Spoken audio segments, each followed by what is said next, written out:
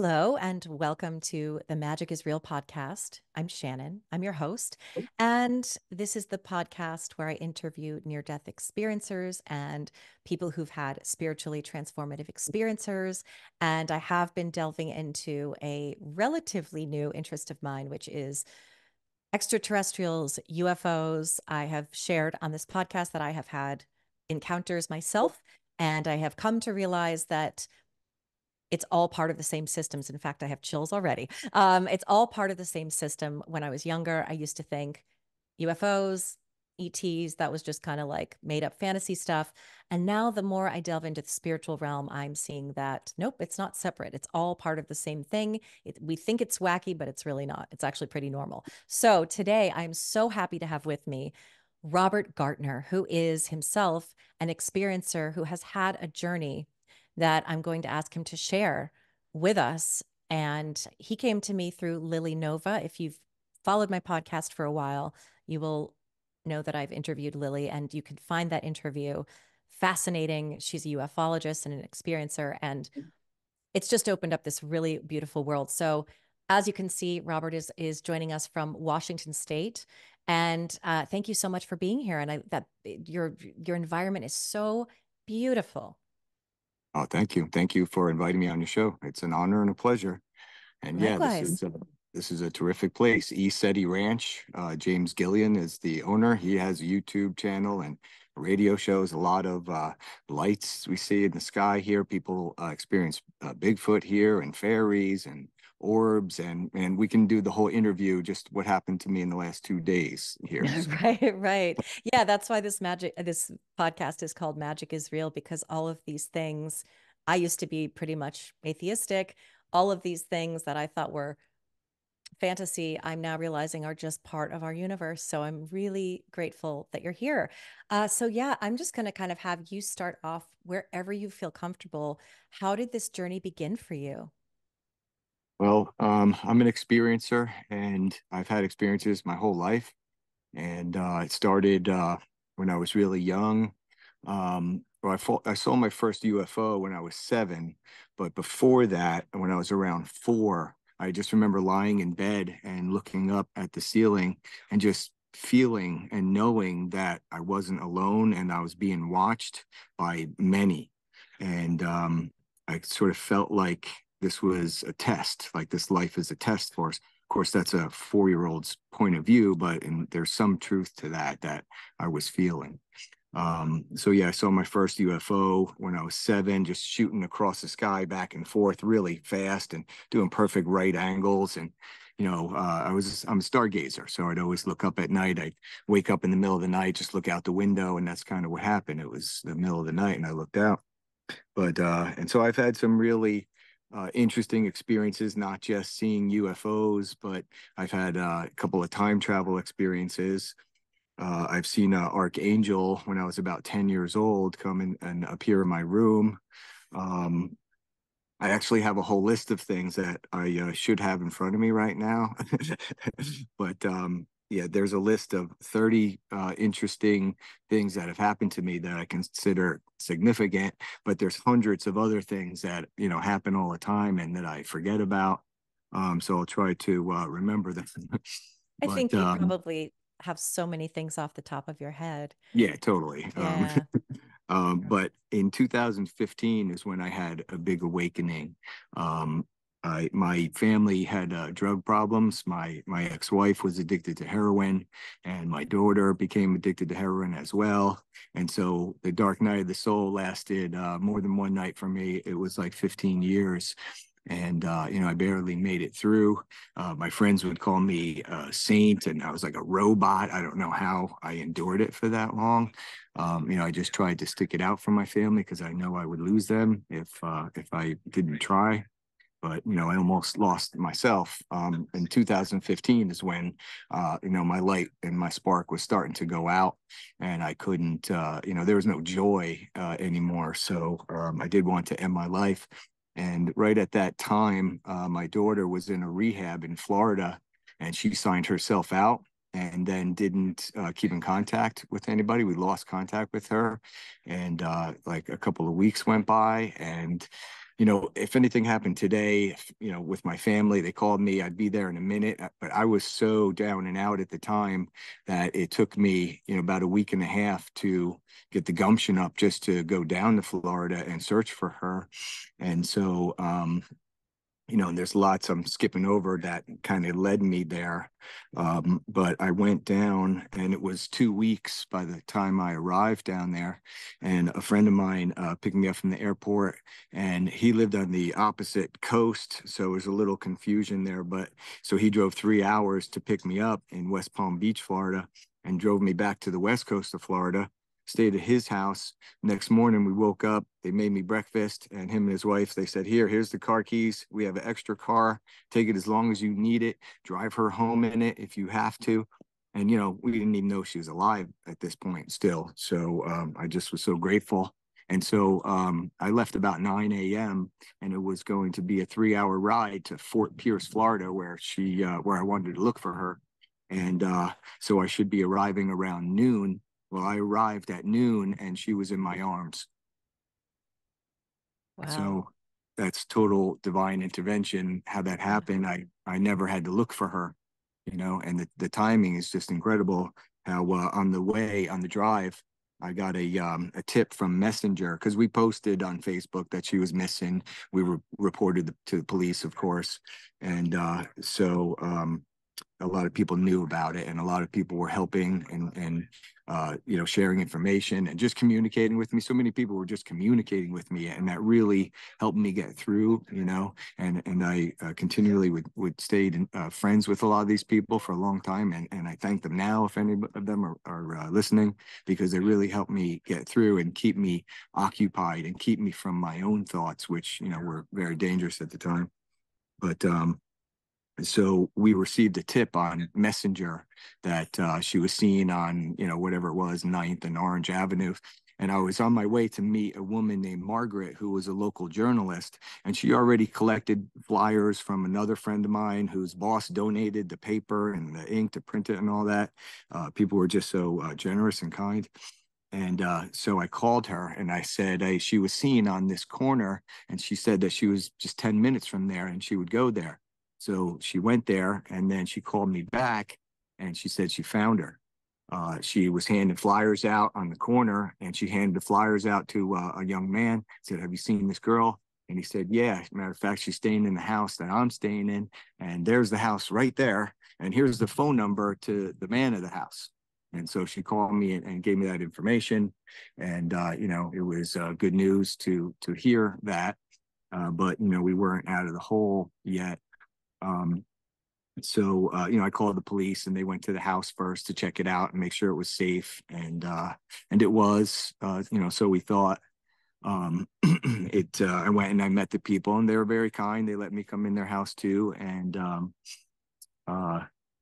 they were sober. It was a couple, a man and a woman. They had 2 children, and the children were great and in bed early, doing their homework, and they seemed like great parents. And I thought that she kind of got lucky, but there was something else going on that I soon discovered. So it took me, so I was there for 7 days after I found her. And so every day I would just go over their house, and they told me that I'm welcome to go in the backyard and just sit at the picnic table until they got up and came out. And so I was staying with a friend of mine who lived 10 minutes away, another crazy synchronicity that, I had so many friends in the area, didn't know. And so I'd stay at my friend Jim's house, and we would have breakfast. And then every morning I'd go over and hang out with my daughter and these people and try to convince her, to get out of here, or just to watch over her, whatever I could do. But she was using crack at the time down there. And so it was bad. It was a bad neighborhood. There was, people screaming and yelling at night, and, just needles on the ground, cop cars going by all the time. And so, so after 7 days of this, on the 7th day, I was having breakfast with Jim, and he said, hey, you're going to want to see this newspaper article. So he slid it over to me, and it said that there was 13 underage girls in 55-gallon drums, like they put oil in or resin and stuff.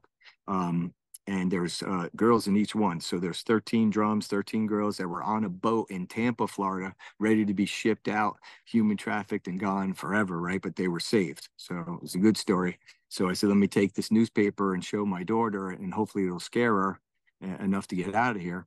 And because we were talking about human trafficking, it's really big in the border states like Florida, in Arizona where I live. There was other people who were contacting her saying, hey, you can come stay at my house, when they never met her, don't even know who she is, just sounded really suspicious. And so when I got to the house, I pulled in the front and I'm walking down the side. And all of a sudden, there's this empty 55-gallon drum just sitting in the middle of the yard, like someone just put it there and put it in the middle of the yard so it would be obvious that it was delivered. So now, I'm realizing, that not only is my daughter's life in danger, but so is mine. And so I went in the back and just tried to act normal. And I said no one was out there, so I sat down. And the man of the house, came out first. And I just acted normal and said, hey, how are you? Good morning. Is Brittany up yet? And she said, yeah, she's up. She'll be out in a minute. And then I paused and waited. And then I said, hey, what are you going to do with that drum? And, I never asked them how much he paid for it. And they're very poor. They were feeding their kids biscuits for dinner. Like that was the main course. And they were like dry and rotten. And so he said, oh, I paid $10 for it, but I don't know what I'm going to do with it yet. And I'm just like, okay, thinking, yeah, right. And so my daughter came out eventually. And when no one was looking, I showed her the newspaper article and then pointed to the drum that was sitting there on the property. And her eyes just got never seen them so big. And we got out of there that day. Wow. So, okay, so that's when this happened in 2016, 15. 15. Okay, so then how how does all of the things that you saw in your past and the synchronicities and the yeah, is there one big experience that happens after that? Yeah. This was Yeah. the pivotal time, that Right. I wasn't aware of. And Right. my light wasn't relit just yet, but once I found her and got her home, then my spark was reignited. And so the very next month, I went on my very first retreat with Bridget Nielsen in Sedona, Arizona. And yeah, it was magical. Just the synchronicity of even finding her. I didn't know was a YouTuber. I never watched any of her videos. And all of a sudden, the first video I find of her is her advertising for her first retreat. And yeah, Um, and tell me about the retreat. What was it about all about? well, it's spiritual healing, so we did sound baths and meditations. And I ended up doing 5 retreats with her. And every time is a little different. They're doing, different things. Qigong, we did one time, yoga, breath work, and so many other things that were very helpful. Um, but she also was connected to the hybrid children, and we talk about the ETs sometimes, but I really wasn't into that at the time. I didn't, I believed in all that, but I was just there for the healing. But then she helped me discover that I was connected to the ETs myself, and very much so. And also that I'm a facilitator of healing like her. And so now I work on retreats, including I helped facilitate Lily's retreat just recently that just ended in Mount Shasta, California, which was a huge success. And so yeah, that's my calling. Yeah, no. So, okay, I'll start with asking this because I wonder, because you did have so many, like you saw an angel in your room and you had all these experiences, and I know that I've also been had visitations when I was younger, and I haven't in my adult life, of extraterrestrial beings and UFOs. When I was younger, I had it happen twice in a period of maybe 3 years, and I wrote it off and didn't really think much of it until later in life. What is the reason that um, I've sort of come to understand that obviously sometimes there are mass sightings where everyone in town sees the same thing. But then there are also people that are visited repeatedly. And for some reason, you're the one that actually it's sees them. So what have you learned about that, about what it is that you were tapping into? Yeah, well, that's a loaded question, but Yeah. there's tons of answers all up Yeah. here, related to I like to say extra dimensionals, because I don't like to say aliens, because then it kind of detaches and separates, we're really all Right. one, and we're Yeah. really all, our DNA is all connected. And so they're karmically connected to us, and therefore they do assist us and help us, and they do love and care for us too. They're all the extra dimensional beings that I'm aware of are very loving and open-hearted. And in order to connect with them, it is important to do something similar to retreats, to heal, and to heal from these traumas that we've all had in life, from being broken. Um, but what else can I say about it? Well, yeah. But So, yeah. yeah, the one thing I can mention is, I've had these experiences kind of scattered out through my life. But once I started going to the retreats in 2015, then every year from that point on until today, I would experience extraordinary lights in the sky. Yeah, mostly lights in the sky, and many other things. And it's opening up my telepathy with spirit and God and the extra dimensionals, and opening up my third eye as well. And my time travel story is kind of interesting. There Yeah, was a that's what I lot was of going to ask you about is, yeah. yeah, there was a lot of lessons learned from it. So I can tell you the story, and then there's like a whole nother story after it, Yeah. from discovering the pineal gland and the third eye, and how that's really a stargate. And so I'll just tell that story. So this was 2011, and I was sitting in my room. I had a futon bed, so it was positioned up. So I was sitting up and watching TV, and I was watching the Yankee game. I was a baseball fan. I don't watch it that much today, but at this time I was kind of leaving it on in the background as I was on my computer or something. So then I dozed off, and I woke back up just maybe half hour to an hour later, and the highlights were on. So the game just ended, but they were showing all the highlights of the game, all these home runs that were being hit. And the announcer says that the Yankees scored 22 runs. And I said, what? And that's the most that they ever scored in Yankee Stadium. And I was like, wow, that's interesting. The 2011 Yankees, which were not a World Series team, scored 22 runs in one game. They never did it before. And they had Babe Ruth and Mickey Mantle and Lou Gehrig and all these players. They never did then. So I just thought it was odd.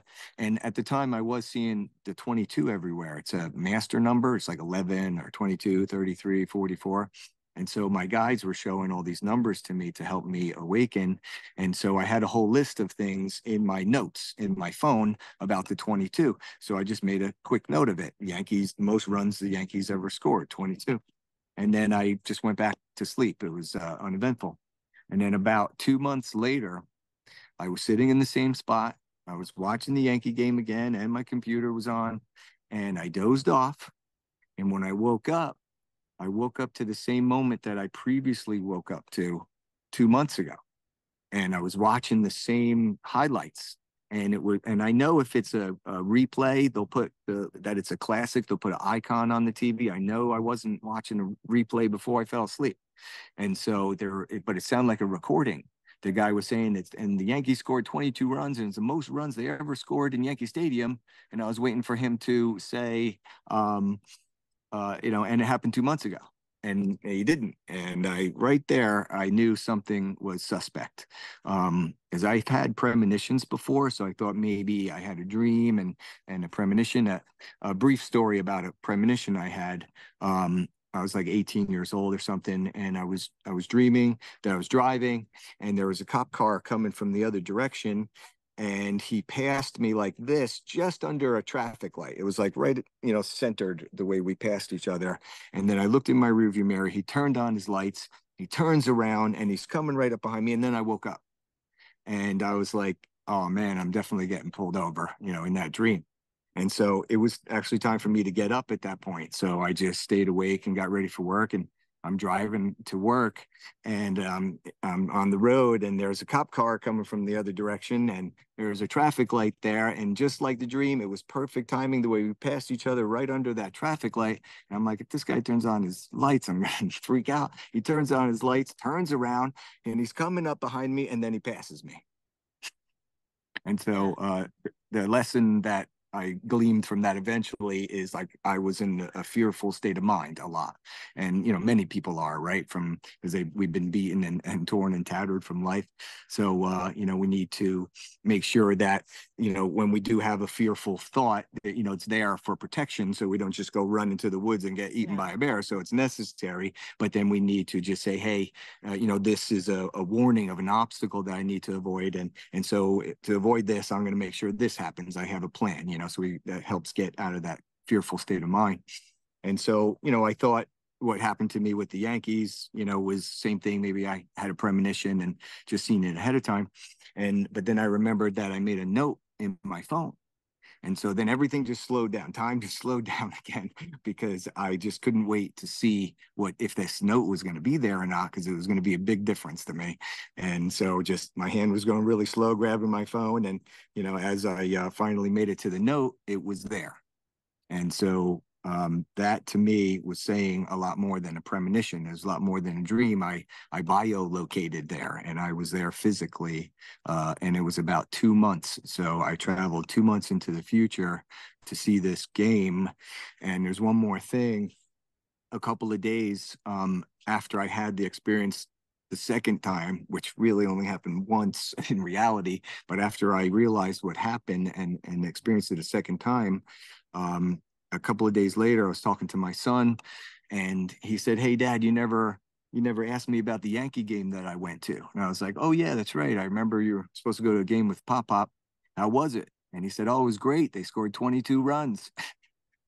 And I was like, "What? You were at that game?" I said. He was like, "Yeah." And I was like, "Holy shit." So I Wow. traveled two months into the future to see that game where they scored 22 runs, which is my number, and my son and some other family members were at that game. So Right. yeah, And but is that sort of like quantum jumping? Not well, like I've heard of this before, and I can't remember the term I'm looking for. It's not quantum jumping. It's sort of quantum losing, leaping. yeah, quantum leaping. I mean, but it's Sure, something. you could say that. But then do You you know. come back to the present moment after you jumped Yeah. into that So timeline? everything that I've learned will explain all that. Will answer that. Great. Yeah. Um, so when something like that happens to me or other things, I became a mad researcher, and just every day I'm on the internet trying to find books or any kind of other people who had these experiences, and I just need to know and just need to absorb it all and find them. And so what I've learned is the pineal gland is a stargate. That's really what made that happen. That's why our pineal gland is under attack, and they want to calcify it by putting fluoride in the water and fluoride in the toothpaste and so many more ways. But and the best way to transmute that is just visualize yourself in your own mind in a meditation, it decalcifying and liquefying. You can look up remedies on the internet as well, but that is the best way, is just use your own power. So the Egyptians, they knew about it. And if you take a brain and you slice it in half and you look at the profile, right where the pineal gland is, which is pretty much the center of the brain, right around it, it looks like the Eye of Horus. And so whenever people learn about the Egyptians in school, you never hear that. And no one ever tells you that because they don't want you to know that about the third. It's connected to the third eye. They don't want you to know that. They don't want you to know you have a stargate and a time machine and a flux capacitor right in your brain. Right. And Back to the Future, they said the flux capacitor, that's what makes time travel possible. Well, our pineal gland is our flux capacitor. And Einstein said that he got all of his brilliant equations and good ideas when he was in the flux state of mind. And that was literally his words in his book, too. Or you can call it the hypnagogic state of mind. And that's why meditation is always beneficial, because when you're meditating, you're putting yourself in that hypnagogic state of mind. And so when I traveled, I never left the room. I didn't know. I was 2 months in the future. Otherwise, maybe I would have done something. But it was when I fell asleep and woke up, and then I went back asleep and traveled back. So yeah, that's it. Okay, so I'd love to talk about your experiences with UFOs. Okay, so first of all, when you're a kid, you see something in the sky, and Mhm. that's happened a few times, it sounds like. Yeah, And yeah, then cut to this experience that you had with your daughter, which I'm assuming led you to kind of seeking spirituality. Is that kind of yeah, the trajectory yeah, of things? yeah. Um, Because just it healing from that trauma. Yeah, big time. Yeah, I knew that, because she relit that spark in me that wanted me to help myself again. Yeah. So instead of just falling deeper into the couch, then I sought out help and found the retreat. And so I went on the retreat with Bridget in Sedona. And then just a few months later, we went to Hawaii for 2 weeks, 1 week on the Big Island, 1 week on the Maui. And a lot of what she did, besides doing healing things like breath work, and meditating. We went swimming with whales and dolphins and a manta ray and turtles. And everywhere we went, our group collectively had a power, just like at Lily's retreat recently too. And everywhere we would go, people would notice it and talk about it. And interesting things would happen. Like the boat captain in Hawaii, his name was China. He was Hawaiian, and he was there for 40 years. He was a boat captain, and he's taking us out to find the dolphins. And all of a sudden, we didn't even get out of the marina yet. And we didn't even get to the inlet yet. And hundreds of dolphins just started like swimming by, some coming in the inlet by mistake and then swimming back out. And the captain's just like, I've never seen this. I've never seen those type of dolphins. They were like really small and other things. There was just so many stories. So like as a group, like we're really powerful. And it just helps for healing more, and bonding with these people. You just keep forever connections. It's just total magic. I believe in magic too. But after Hawaii, we went a few months later. We went to Mount Shasta for my first time. And there was experiences. I can go back to. There was experience at Hawaii too. After 2 weeks. Um, because again, this she says we're preparing for contact. Well, I kind of had contact on the last day. On the last day, I was walking back to my room with my friend Rosanna, and I was just kind of reminiscing everything that happened, all the whales, all the dolphins, and as I'm saying this, I'm unintentionally raising both of our vibration, and which is what you have to do if you want to connect or see a UFO or have Yeshua show up in your room or something. You have to raise your vibration, and a good way to do that is to heal, do spiritual things, eat clean, drink lots of spring water, and uh, and then you can have some of these experiences, or at least the chances will be better. But you have to open up your heart, and you have to not have any expectations of having experiences. And when you surrender to that, that's when the possibilities of it happening are. But I believe everybody has star family that's out there watching them, and so people can call to them and speak to them, and hopefully they'll give you a flash or some kind of light show, because they definitely have for me. So in Hawaii, as I'm saying all these things and we're raising our vibration, we kind of meet them halfway, and then they lower theirs just a little bit, so then we can see them, see their ship or whatever. And so I said, Bridget said that Hawaii is like the heart chakra of the planet. And I said, yeah, I resonate with that. I feel that. I feel like my heart is so much more open now. And I just put out my arms like this, and I said, and it's open for so much more. And then right where I was looking, like right there, I looked down for a second, but then Rosanna, she gasped and was like, look at the lights. And I looked back up, and right where my head was, not straight up or down there or behind me, right where I was like speaking to, a triangle shaped ship, or three ships in a triangle formation. There was three lights that were all flashing. All three of them were just flashing randomly. And one of them stopped, and then just the two were kind of going back and forth. When one would go on, the other one would go off, and vice versa. And we were just like blown away and just hugging each other and crying. And it was a beautiful experience.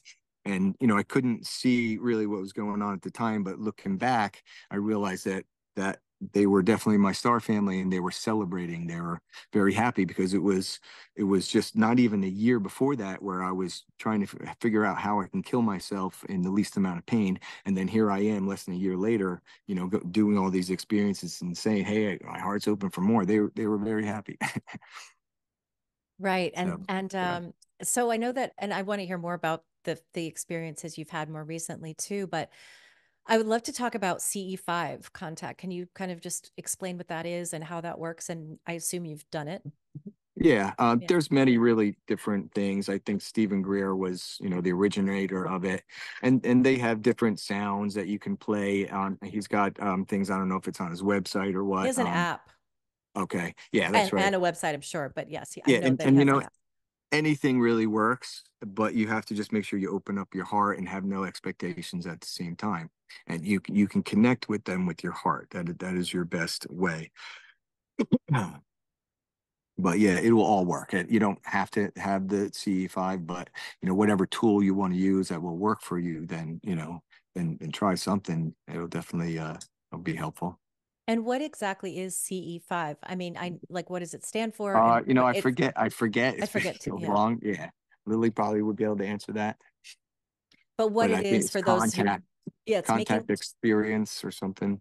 yeah, it's intentional contact with ETs and UFOs Hmm. or whatever Hmm. crafts, whatever we call them, because they're Right. unidentified, but we know what they are and to some degree. And I've actually heard, and I'd love to know what you've learned about this.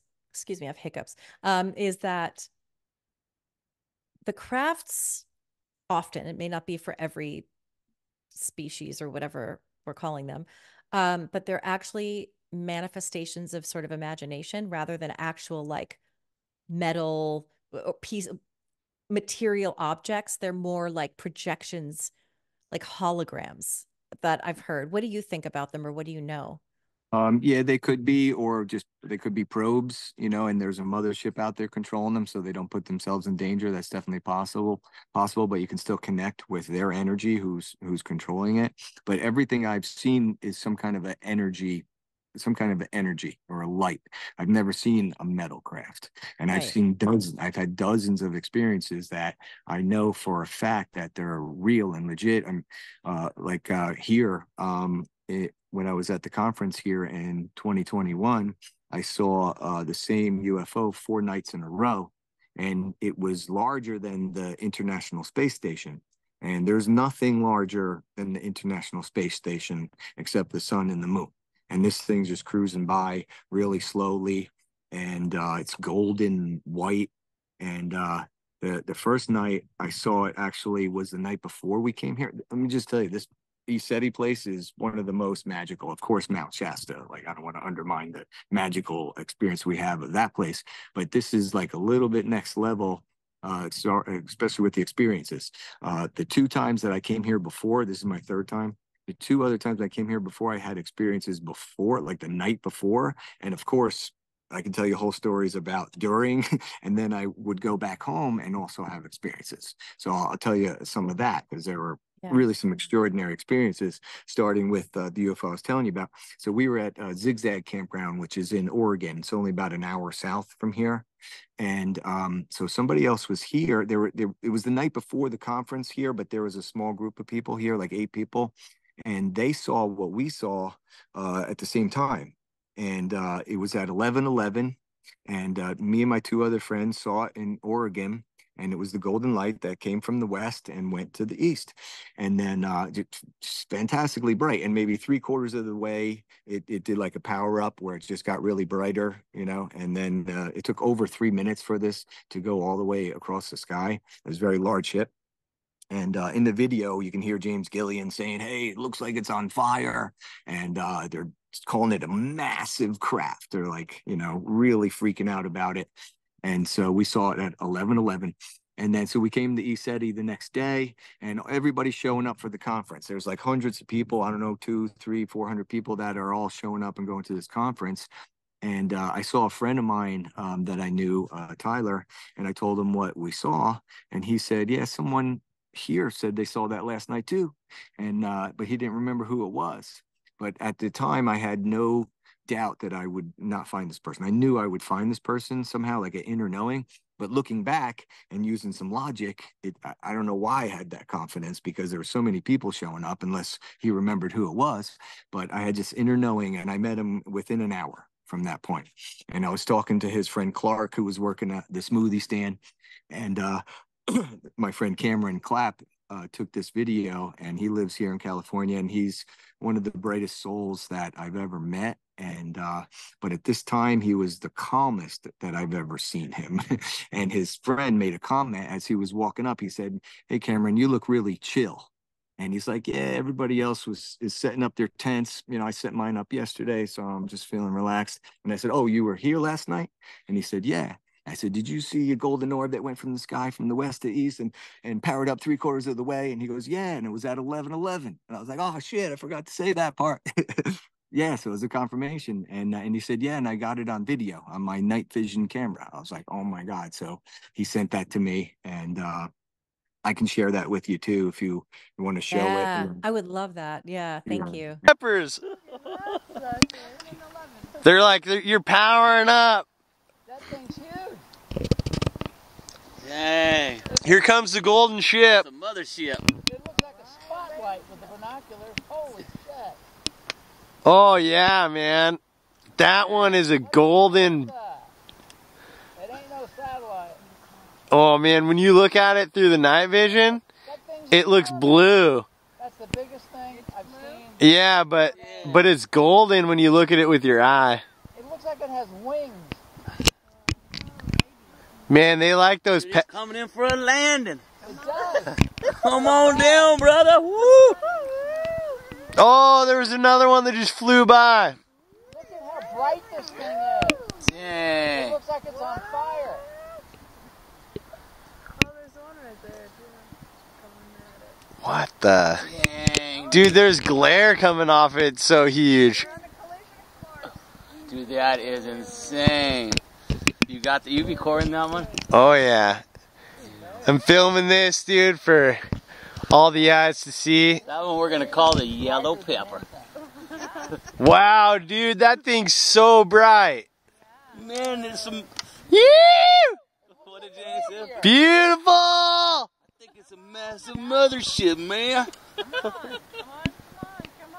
Whoa, Oh, it's powering up. Whoa! Yeah! Dang. It's heading straight for the map. Dude, that's a massive craft. Dang, that was insane. Unbelievable. Yeah. Yeah, one hand clapping right here.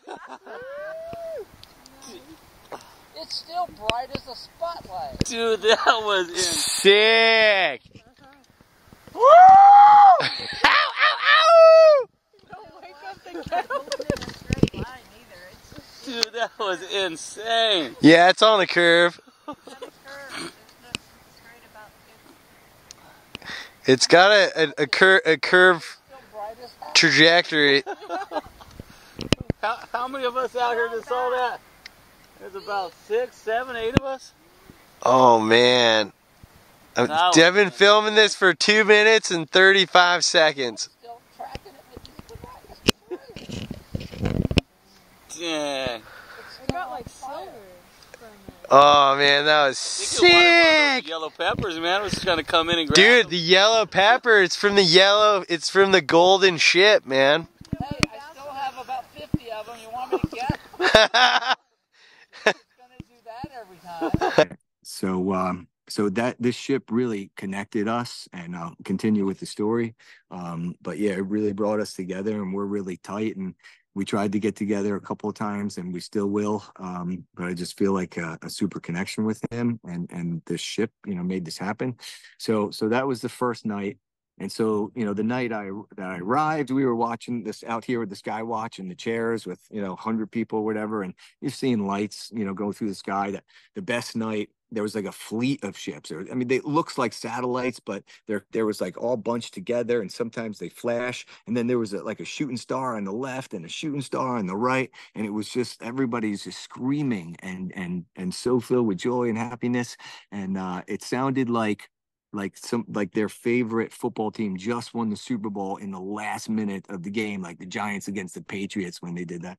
And so everybody's just screaming and loud, and that was like amazing just to hear their reaction, their mind experience.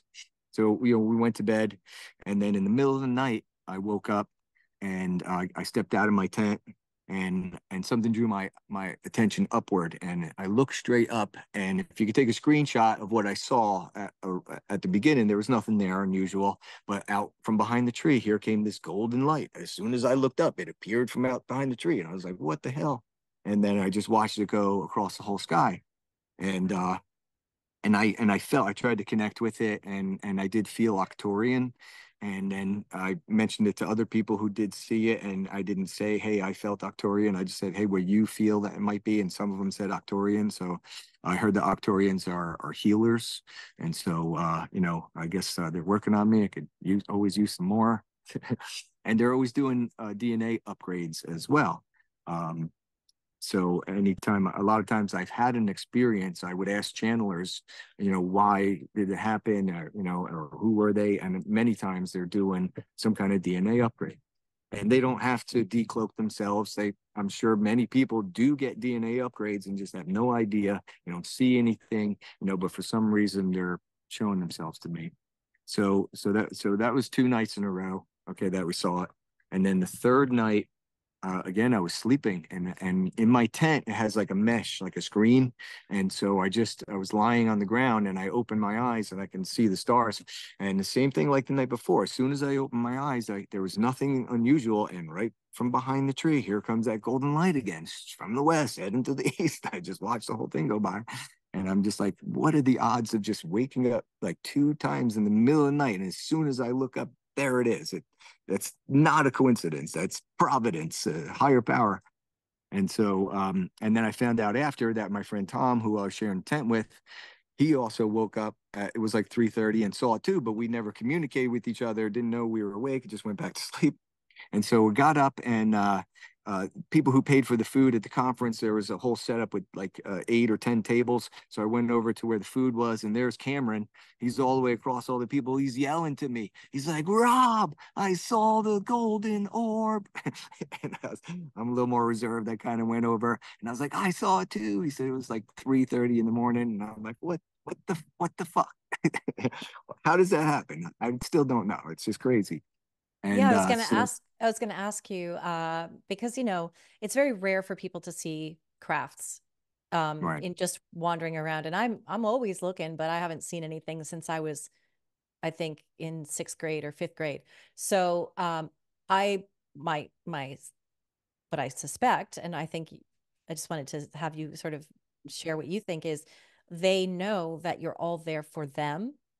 Therefore, they're showing themselves because they communicate telepathically. So even if people could say, well, how are you communicating if they're in another dimension and you're here? Or like, is it because they know that you're seeking them out that they're showing up like that for you? Yeah. Yeah, the dimensions all overlap each other, Right. So, but if you want to kind of tap into the higher ones, you have to do these things I'm talking about. But yes, thank you for saying that, because that reminds me, if you do want to have some kind of experience, it's have a pattern that you repeat. If you go out and skywatch every night at 10 or something like that, then they can kind of set it up. It's easier for them to set up. And yeah, coming here, obviously they know, that most, if not everybody who comes here is anticipating some kind of light show.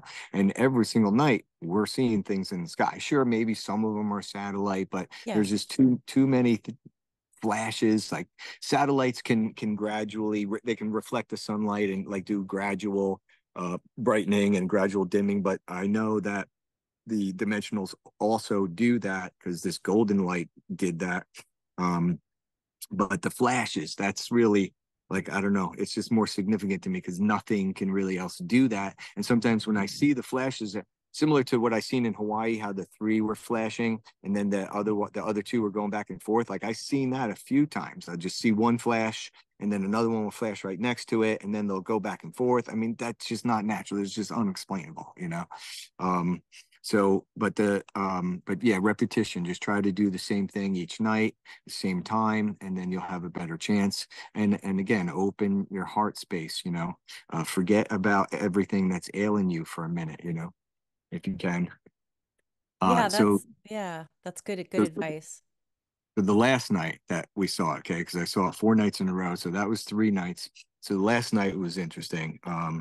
So here we were at the Skywatch, and finally it appears at the Skywatch from the west heading east, just like every time. But now I'm with Cameron for the first time and seeing it, and everybody else who was here. So you know, I was already sitting right next to Cameron, and we're like, "Oh my God, there it is! Here it comes!" And it's going across the sky, and all of a sudden it turns around and goes back the other way. And then we knew that was, you know, a major confirmation. The satellites just don't do that. and Yeah. and then so a little bit more. So the next night that, you know, I didn't know if it was going to be 5 nights in a row at the time, you know. So but Cameron told me he was leaving early. He was there a day early, and so he was leaving a day early. He arrived a day early, and so the last night that we were all out here, I had the feeling that it would not show up because he wasn't there, and that feeling was correct. It did not show up a fifth night in a row, and when the last night we saw it, when it turned around, it was just giving us its goodbye. Yeah, that's really interesting. I actually really wanted to go to that Lily's retreat. I just didn't have the time or resources, but you had said that you kind of had you're like, I could do a whole podcast on like was it at the Mount Shasta retreat specifically where you had Oh yeah, some more the sightings? the experiences right now are just off the hook, off the chain, over the top, overwhelming.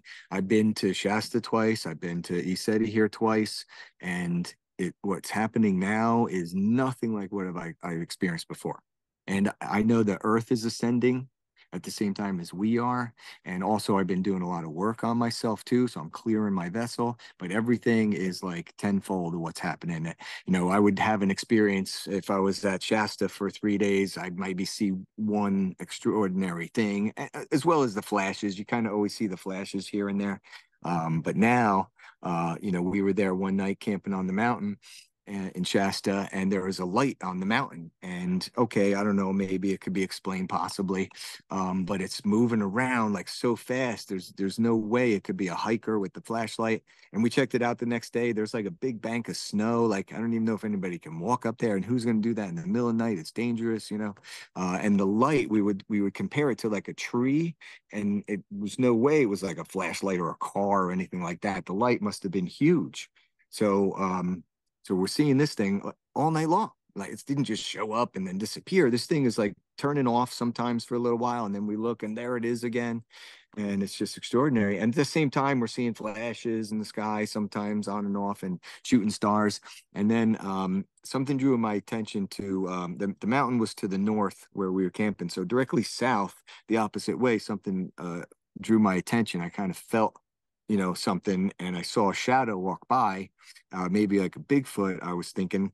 And so I even said, hey, especially after that, I said, hey, I want to have a Bigfoot experience. I want to connect with the Bigfoot. I feel a connection with them. I've had 2 other Bigfoot experiences. I've never seen a Bigfoot except for maybe that shadow was, you know, a Bigfoot. But I did a lot of research about the Bigfoot, and that's what they like to do is they like to make themselves known without showing themselves. But there are people who have seen them in person too. There's a lot of extraordinary stories out there. But so that's the way it was for me. In Arkansas, they called to me and I just you know yelled and made like a whooping sound, like a hoo-wah, hoo-wah. And then here at ECETI, there was a woman whose tent was next to ours. We didn't know her, and she was telling us what she was going through, and she was crying, and we were hugging her and helping her. And the next morning, there was a pine cones put in the shape of a heart right outside her tent with a little bit of like baby's breath there with it. And she's like, did you guys put this here? We're like, no. And then my friend Tom was like, wait a minute. He's like, were you outside the tent at 6 o'clock in the morning? I said, no. He said he heard like a big slap, but he was like trying to figure it out. He was like, it wasn't like a regular slap. I go, like a big hand slap? He goes, yeah, that makes sense. So there's like two pieces of evidence to that they make themselves known. But this night at Shasta, after a while, after I kept looking back that way and looking at the light in the mountain, I look back and there's a light down there now. And it's maybe 5 or 6 feet above the ground. And Bigfoot are said to come in the form of orbs. They can turn into an orb, or sometimes you'll see an orb following them if you do see them. So I totally believe in that. I know Bigfoot are higher dimensional, just like the extraterrestrials are extra dimensionals. You know, just with thought and meditation, they can disappear. And that's why they'll never find them, never find a dead body of a Bigfoot, you know, because with their mind, they can go into other dimensions, just like a ship would cloak. And so I'm watching this light and, you know, I'm trying to figure out if it's somebody with a flashlight, but it's just there, like, again, for just like the other one for like an hour. And I'm like, no one's just going to stand there for an hour waving a flashlight around. But it's moving from side to side. It's moving this way and that way and kind of going down a little bit. And it was probably about 40 yards away. And all of a sudden it shot like half of that distance close to me. It shot like 20 yards. And I was like, whoa, because I wasn't sure if it was going to come all this way. And then I even heard like today and yesterday, some people who have had Bigfoot experiences here, they say that they come charging up. And like they like to scare you, I guess. They won't hurt you, but they like to come charging up behind you and stomp their feet, and it's kind of scary. And I've heard two different people tell that story here between today and yesterday. And here, this orb did that. It kind of zoomed forward and then was moving around again. And this is just an orb. I can clearly see it at this point. It was no person or anything. This orb's just kind of dancing around, and then it zoomed back. A little while later, it zooms forward, and you know sometimes it's disappearing, and then there it is again. And by this point, like after at the end of the night, I'm falling asleep, and then I'd wake up and like up there it still is. It's just over the top the experiences now, and that's just one night. And so when the retreat people are there, every single night there's people like you go inside to use the bathroom, and they're like, "Oh my God!" They're like, "Oh shit, what are you missing now?" But you'll see something later. You know, we're asking them to show us a flash, and then immediately the flash and it's just incredible. So what's going on now, you know, these energies are really heightened, and yeah, we're all ascending right now. Yeah, I've a question about that. Listen, if this had been like a few years ago, I would have thought you were nuts. But Right. I like Bigfoot, I always thought was like just make believe, you know, like someone in a costume, because people have done that, Right. right? There have been hoaxes. But Yep. it's, and I've said this before on this podcast, but it's funny because I was like, okay, but obviously if there were more, they would exist and we would find them. And it's not that hard to find a species, right? Well, then I Right. watched, I believe it was Encounters did us on Netflix, which is an amazing, excellent docuseries shot on film. It's really well done. And I'm a realist. I'm a pretty realistic person. I think you are too, like by nature, maybe, you know, even though you've experienced these things. Yeah. And there was an episode about Bigfoot. Now, no one ever told me about the theory of them being like interdimensional beings. So, of course, I'm like, what do you, I mean, it's just a big furry, like either it's an animal or it's like someone in a costume. Well, Right. once I understood that, so there was a guy they interviewed, and I'm maybe mixing up episodes, but he's in charge of, he's on sort of the border of like New Mexico, Arizona, and they actually have him just first he was working in immigration, I think illegal immigration at the border, but then they put him in charge of like the, I don't know if it's a task force, but he is charged with dealing with these paranormal supernatural things. So there's a whole episode on Bigfoot that convinced me. I was like, "Oh, I get it.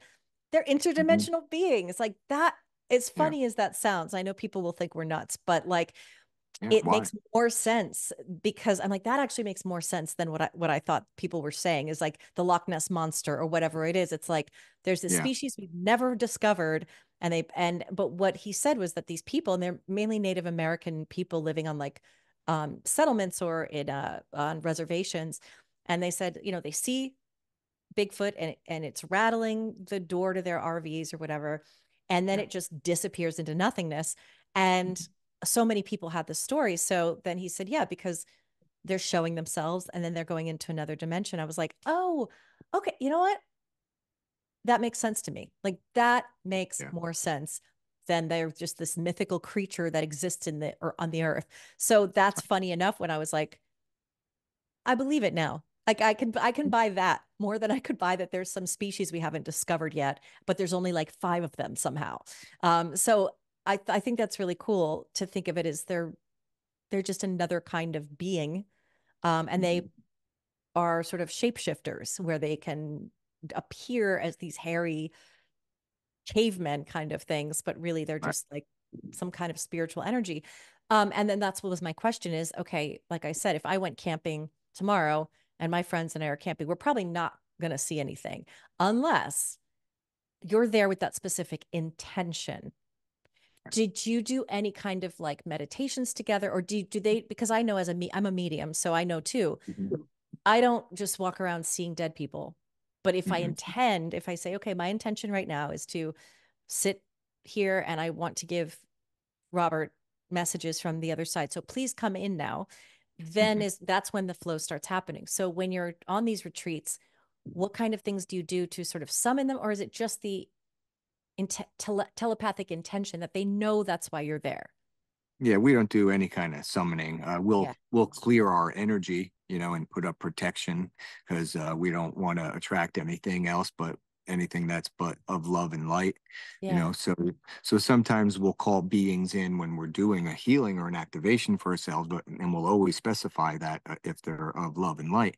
And the more you do clear your vessel and open up, that you'll be able to use your feelings. And so if an ET did show up that had bad intentions, like I would know it, I would just feel it, and I just wouldn't feel comfortable. And so then I would just say no, and we have power to say that and to protect ourselves, and we're really divine, and that's what everybody needs to really know, is that we are very powerful and more powerful than these beings. That's why the dark ones try to suck our energy, because we're way more powerful than them. So just don't give them consent, and you'll be okay.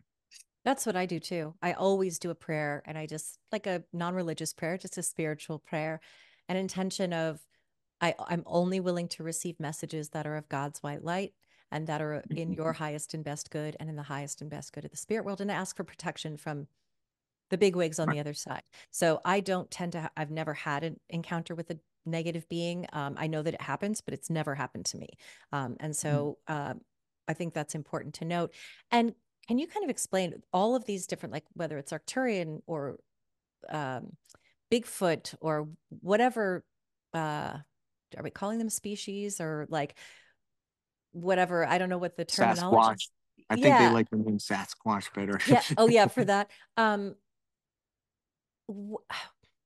Where do they actually reside? I know it's not other planets, it's other dimensions. Do you know, can you explain from your knowledge? I know you're, Yeah, from what I know, from what you understand. They'll be in another dimension. They could be right here. Yes. But they're in another dimension, in a higher realm, because they're a higher vibration, and they can lower themselves down for whatever reason they want to come here in 3D and experience certain things, but then they can raise themselves back up. Right. Just with their thought. So yeah, they're right here. These dimensions overlap each other. And that's how ships cloak too, and uncloak, is they're just changing their vibration, and then you can't see them anymore. There was one craft that I saw. It was like over the river, and then it turned right towards me. This was in New Jersey. I'll tell you more details after, but as it was like almost over my truck. It was over the neighbor's house of where I just pulled over, and I saw this. It was like a reddish ball of energy, maybe the size of a small car, and it just totally disappeared. As it's moving, it totally disappeared, but then came back, and then totally disappeared again, and then came back, and then totally disappeared. So it did that on purpose to show me, hey, look at what I can do. Otherwise it would have just cloaked or not even shown itself to me. So that was all just, to help me wake up and to know, what that's what I was going to ask, is why do they show themselves to us when they do? Yeah. And I realize it maybe they're not going to show themselves to everybody real soon. Maybe they will eventually, but certain people like me and other experiencers, we tell our stories like I'm doing now, and it does trickle through and get to them. And then eventually, it plants a seed, and then eventually, more people will have their own experiences. But if you have any doubt, that it's real, then you're not in that vibration. You have to align with that reality.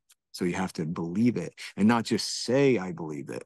Anybody can say, I believe, but they have to really believe.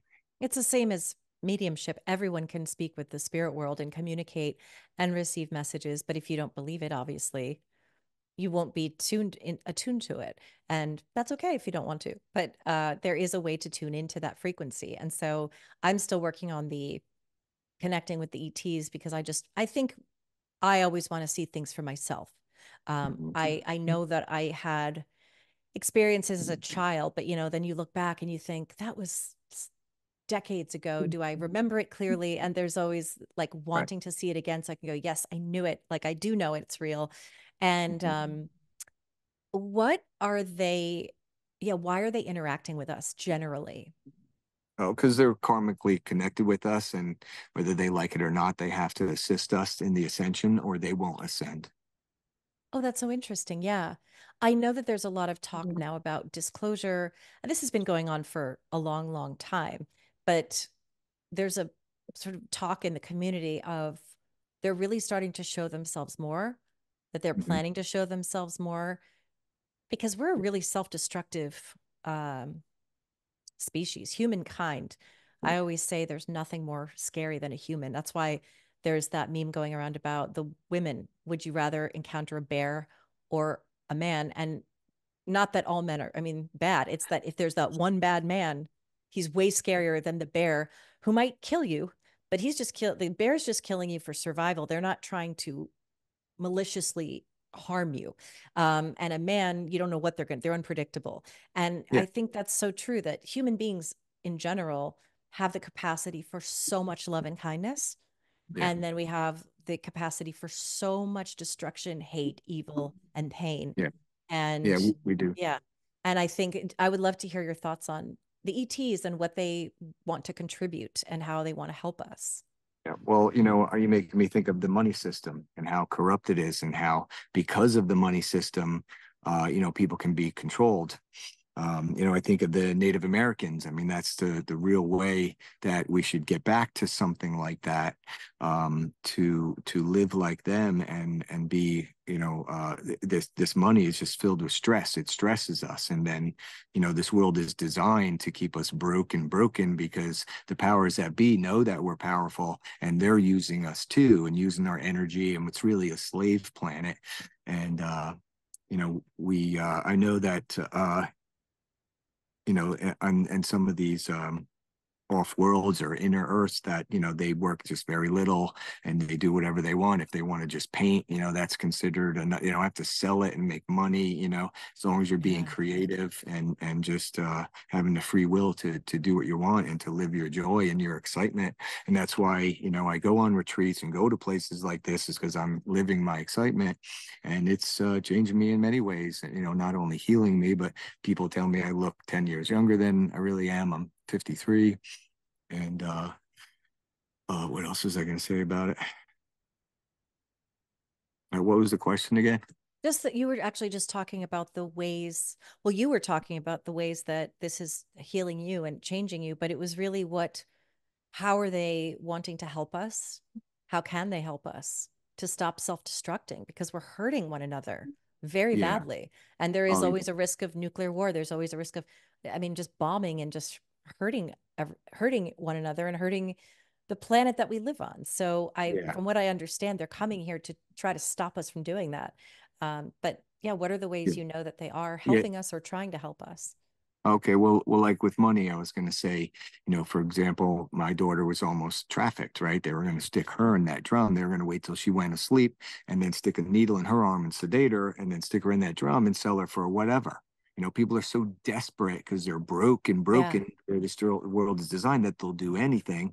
And so that's a big part of what's happening with human trafficking right now is people will do anything for money to support their family and their children. And so they'll sell anyone out. So these people were just taking all these addicts in. It wasn't, my daughter wasn't the only one that was an addict that was staying there. The young man that they handed the flyer to was also like a crackhead that they're trying to fake me out and say, oh, come on, you have to do the leaves, rake the leaves, or you can't stay here. Like they're not really trying to help them. They were going to fucking stick them in a drum and sell them.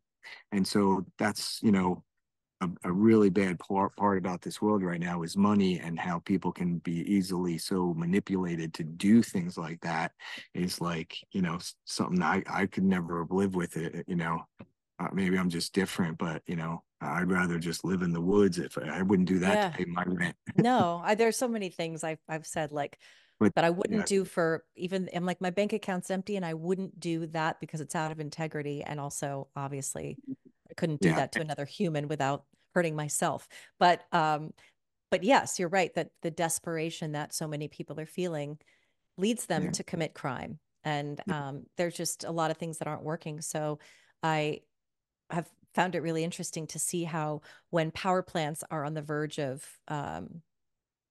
what's the word?